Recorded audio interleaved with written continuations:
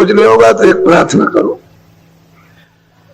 सतगुरु सतनाम। और बच्चियों, जो भी ऋषि मुनि योगी अवतारी शक्तियां पीर पैगंबर जो भी आए, उन्होंने सबने आगे मुर्शिद को गुरु को रखा। एक कदम भी बगैर गुरु के नहीं चल सके, बगैर मुर्शिद के नहीं। जब उनका ये इतिहास है तो आप क्यों उसको छोड़ते हो? उसको पकड़ लेना चाहिए। इस देश में तो उन्हीं महान आत्माओं की जरूरत है, लेकिन महान आत्मा न मिले तो आप क्या कर सकते हो? उसके लिए गोस्वामी जी ने महाराज ने कहा, अंधा गुरु और बहरा चेला और हो नरक में ठेलम ठेला। गुरु सिख अंधे बदल कर लेखा, एक नहीं सुने एक नहीं देखा। हर जन शोक ना रही, सो गुरु घोर नरक में पड़े। अब वो बात तो कभी मिथ्या नहीं हो सकती, वो तो सत्य है, यानी अटल वचन है। उन्होंने तो अपना फैसला कर दिया, लेकिन आप क्या सोच रहे हो? आपको भी तो ये समझना चाहिए कि वो कहते क्या है। एक सुनता एक नहीं देखता, तो कहां ले जाएगा? और फिर यह है कि जो उसने अपने सिर पर पाप दोनों में लाद लिया, गुरु भी बन गया वो भी लादे, और शिष्य बन गया वो भी, तो एक दूसरे का हरण नहीं हो सकता, तो कहां जाएगा? इसलिए सबने आगे कदम आगे रखा है गुरु। और संतों महापुरुषों के पास तो गुरु की महिमा ही है। वो तो बगैर गुरु के किसी को मानते ही नहीं है। वो तो यहां जमीन पर गुरु ही मानेंगे और बाकी सबकी पूजा करते हैं, सबकी आराधना करते हैं और सबसे मिलते हैं, लेकिन सर्वप्रधान वो गुरु जो यहां से वहां आता और जाता है, उसी में जिसकी आंख है, जिसके कान है, और जो उसको प्राप्त कर चुका है, जो उसके पास आता जाता, उसी का नाम गुरु। वो हाड़ बात नहीं होता, वो नूर का प्रकाश का खजाना है। वो हाड़ बात नहीं है कि जैसे समझते हो कोई दाढ़ी वाला होगा, कोई कपड़े वाला हो, नहीं, ये सब कुछ नहीं। वो तो नूर का खजाना। वो तो एक पोल होता है कि अगर वो किसी दूसरे पोल पर आ जाए तो आप कहोगे भूत आ गया, तो जिसमें आप हो उसी पंच भौतिक शरीर में आता है, पोल पर तो जगा हुआ, वो तो बल्ब जल रहा, उसका तो बुझा नहीं है, उसकी आंख भी है, उसके कान भी, सब कुछ है उसके पास। तो ऐसा अगर मिल जाएगा तब तो बाहर आपको उतार लेगा और आपको रास्ता दिखा देगा। बाहर भी उतारेगा, रास्ता भी बताएगा, और फिर आंख भी खोलेगा, कान भी खोलेगा, और फिर उसको पकड़ाएगा और चढ़ाएगा भी, सब मदद करेगा। लेकिन अब यह है कि जो लिखा हुआ उसी को आप नहीं समझ सकते हो, उसी की खोज नहीं कर सकते हो, तो बाकी जो चढ़ाई में जो उन्होंने उधर जा करके देखा वो आपको कैसे मालूम होगा? कुछ करोगे तो जिन लोगों ने किया, महापुरुषों के निकट रह करके और उनको सब कुछ समझा, तो उनकी कृपा और दया होगी, उनको मिला। इसलिए आप लोग कोई शंका कभी मत, जो सत्य है वो सत्य है, उसमें कुछ हेर फेर नहीं होता। हम आपको वो सत्संग इन 10 दिनों में दे देंगे कि आपका मतलब है कि मस्तक खुल जाएगा,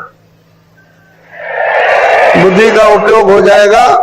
इसलिए और इसकी छानबीन अच्छी तरह से करो कि सब जीवों के हित में है कि किसी विशेष के, सब जीवों, जितने भी मानव शरीर में, ये इंसानी जिस्म में जितने भी रुए जीवात्मा सबके लिए, इसी एक के लिए नहीं।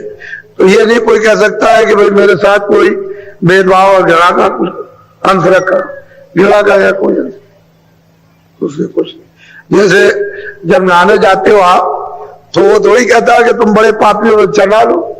ऐसे महात्माओं के यहाँ महापुरुष जाते हो, कुछ नहीं कहते, वो तो समुद्र के समान है, कोई ना।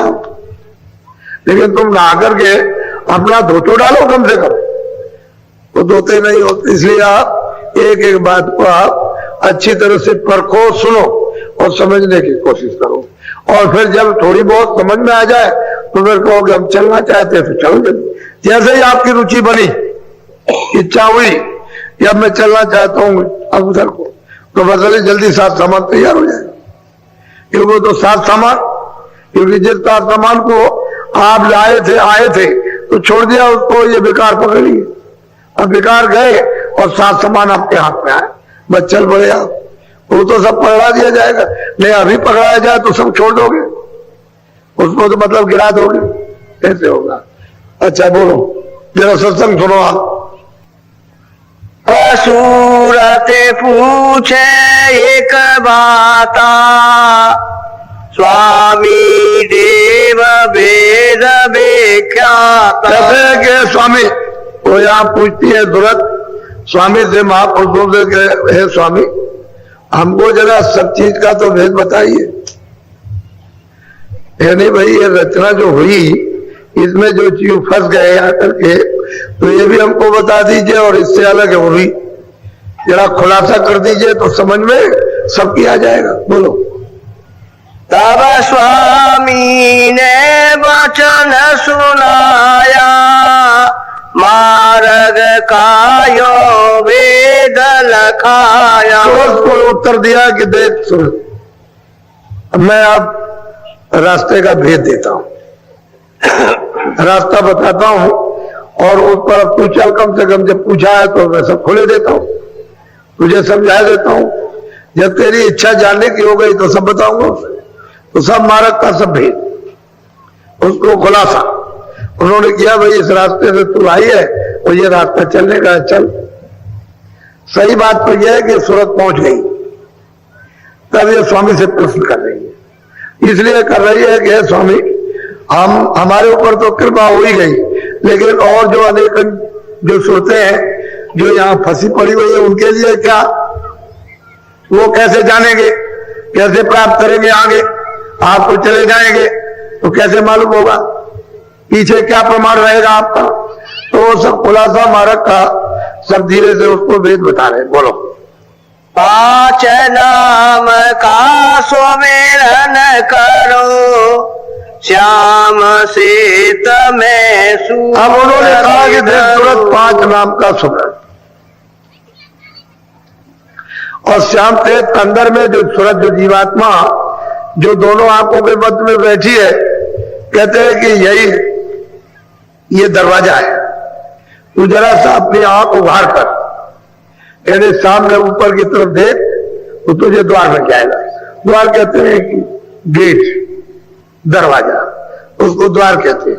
ये वो मिल जाएगा तो कहते हैं भाई श्याम, और सेठ बीच में सफेदी है, चारों तरफ श्याम है।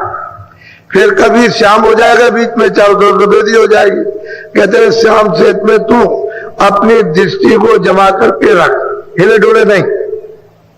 5 नाम का स्मरण करो, श्याम सेठ में प्रथम सूरत धरो, एकाग्र करो, यानी कंसंट्रेशन करो। अंदर तो तेरे आंख है ही, उसको तो लेकर के तू बैठी हुई है, तो जरा सा तू ऊपर की तरफ देख, तेरी आंख खुल जाएगी। बोलो। प्रथम सुनो गगन में बाजा, घंटा शंख छाती। अब महापुरुष कहते हैं सूरत से कि देख, जैसे ही तू, मैं श्याम सेठ में अपनी सूरत को जोड़ा, और जैसे ही तेरे सामने वो सूरत आई तो कहते हैं गगन में बाजा सुनाई देगा, गाने सुनाई देंगे, बाजे सुनाई देंगे। अद्भुत ऐसे बाजे और गाने यहाँ कहीं है नहीं, क्योंकि स्वर्ग और बैकुंठ में तो सदा गाना होता रहता है। वहां तो बीड़ा हमेशा बजता रहता है, नृत्य होता रहता है। वहां तो इस तरह का नहीं, तो कहते हैं गगन में, आकाश में। उधर तो ये देव शरीर तो उधर ही है, उस तरफ में इसकी जमीन है, तो वहां तो ये गाने को तो प्रथम जब श्याम सेठ में तो अपनी दृष्टि को एकाग्र करेगी तो पहले ही शुरू में गगन में बाजे सुनाई देंगे। कहते हो बाजे कैसे, वो बता रहे किस तरह के सुनाई देंगे। बोलो।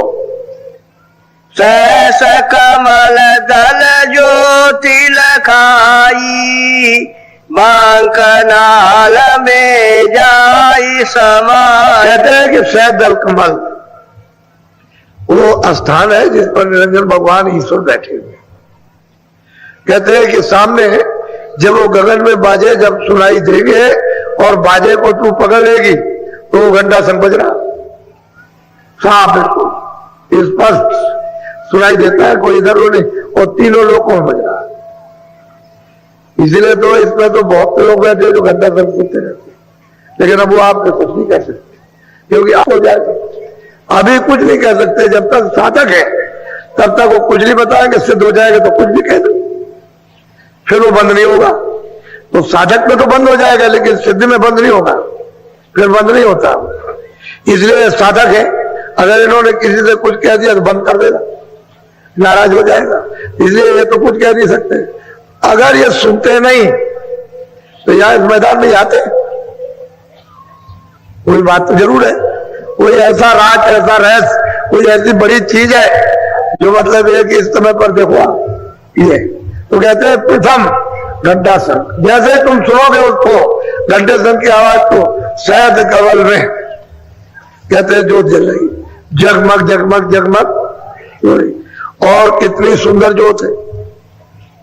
बड़े बड़े ऋषि मुनि योगी तपस्वी कहते हैं उस पर कुर्बान हो गए, ऐसी वो सुंदर है।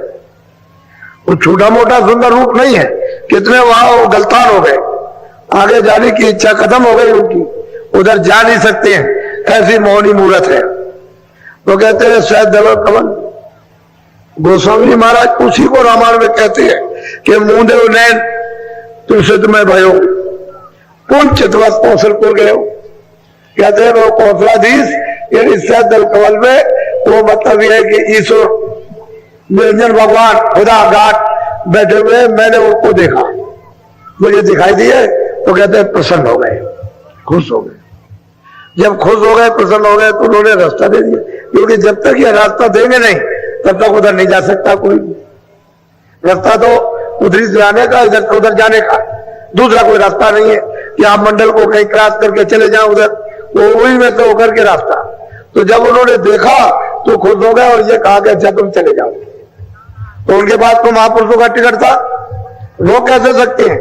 जो महापुरुष आए थे वो तो उधर आते जाते हैं, तो उनके पास तो टिकट था, कहते अच्छा तुम चले जाओ उधर। तो जब उधर गए उस पार, उधर चले गए, तो गोस्वामी जी महाराज कहते हैं उधर माज सुन अंडज राया देखो बहुत ब्रह्मांड दिखाया। कहते हैं बहुत उधर तो अंड की रचना और बहुत से ब्रह्मांड, हमने अपनी आंख से उधर जाकर के ये हमने सबको देखा। तो कहते हैं ज्योत का भी दर्शन किया और उसके बाद में ईश्वर का भी दर्शन साक्षात्कार, और परे चला गया, उस पार में गया तो उधर देखता हूं कि उधर में कितने कितने ब्रह्मांड है, बिल्कुल साफ करें। महापुरुष भी कहते हैं यही बात कि भाई तुम ऐसा करो कि जिस तरह से मतलब प्रथम सुनो गगन में बाजा, गड्ढा नाथ सुन साजा, घंटे और संग की आवाज को पकड़ करके साध लो, यानी उसको ऐसा पकड़ो कि उसमें रम जाओ, ले हो जाओ। बस जैसे ले होगे फट खींच लेगी, वो तो सूरत को फौरन खींचती है। यानी इस तरह से सरासर जाएगी कि कितने मतलब 1000 मील पार किए क्या पता चलेगा, सट से जाएगी, उधर से खींचती है, सीधी शरीर से अलग हो जाती है। जैसे मृत्यु के वक्त में जीवात्मा इससे अलग होती है, वैसे ही साधक जब साधना करता है तो इससे अलग हो जाती है, वो अलग होकर के जाती है, उसको देखती है। तो कहते हैं प्रथम सुनो गगन में बाजा, घंटा संग नाद सुन साजा, इसको साध लो अच्छी तरह से, पकड़ लो इतनी तरह से, तो आगे मतलब ज्योत चल रही है।